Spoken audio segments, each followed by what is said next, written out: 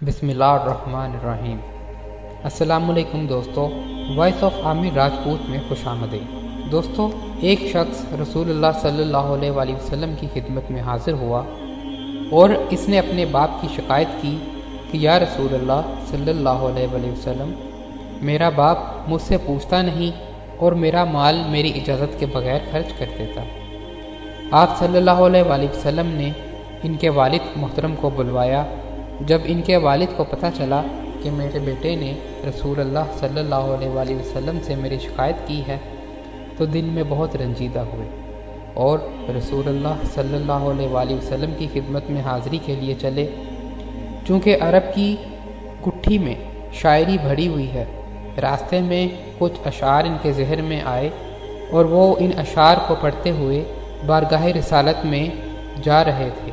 इसी दौरान हज़रत जिब्राईल अलैहिस्सलाम ने आप सल्लल्लाहु अलैहि वसल्लम की खिदमत में हाज़िर हुए और इरशाद फरमाया, अल्लाह सुब्हानहु तआला फरमाता है कि इनका मामला बाद में सुनिएगा, पहले वो अशार सुन लीजिए जो ये अपने जहन में सोचते हुए चले आ रहे हैं। जब वो हाज़िर हुए तो आप सल्लल्लाहु अलैहि वसल्लम ने फरमाया कि आपका मामला बाद में सुना जाएगा, पहले वो अशार तो सुना दीजिए जो अपने जहन में सोचते हुए चले आ रहे थे। वो एक मुखलिस सहाबी थे। ये सुनकर वो रोने लगे कि जो अशार अभी मेरी ज़ुबान पर भी नहीं अदा हुए वो अल्लाह रब्बुल इज़्ज़त ने सुन भी लिए और आप सल्लल्लाहु अलैहि वसल्लम को बता भी दिया।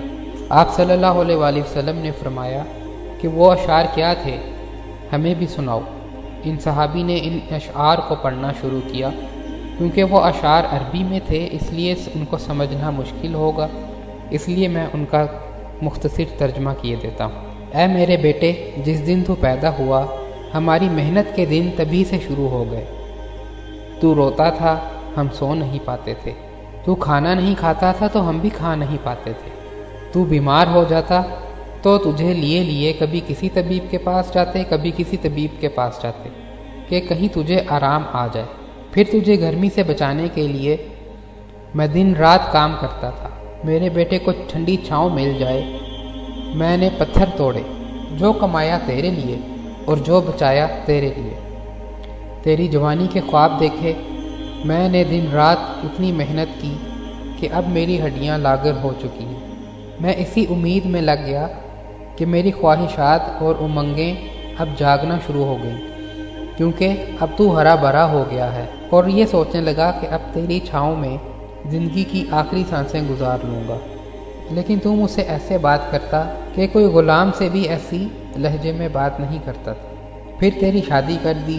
तू नौकर समझकर ही मुझे 2 वक्त की रोटी दे देता। कोई नौकर को भी 2 वक्त की रोटी दे ही देता है। ये अशार सुनते सुनते हुज़ूर सल्लल्लाहु अलैहि वसल्लम की आँखों में आंसू आ गए। आप रसूलुल्लाह सल्लल्लाहु अलैहि वसल्लम इस कदर रोए कि आपके आंसू आपकी दाढ़ी मुबारक तक पहुँच गए। आप सल्लल्लाहु अलैहि वसल्लम जलाल में अपनी जगह से खड़े हुए और बेटे को फरमाया कि सब कुछ तेरे बाप का है, तू भी और तेरा माल भी। और आखिर में मैं ये दुआ करता हूँ कि अल्लाह ताला हम सब मुसलमानों को अपने अपने वालिदैन की कदर करने की तौफीक अता फरमाए। आमीन या रब्बुल आलमीन।